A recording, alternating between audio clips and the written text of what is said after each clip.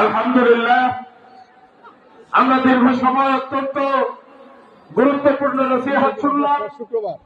আমাদের হাকিমুল্লাহ দাওয়াত বারাকাতুহুমের জবান থেকে।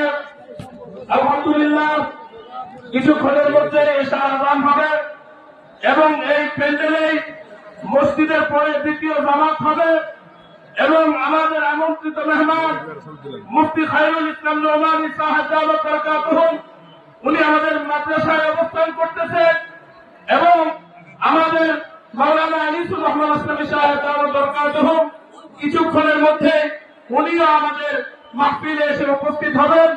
এশার নামাজের পরে মুফতি খায়রুল ইসলাম নোমানী সাহেব দাওয়াত বারাকাতুহু আলোচনা করবেন।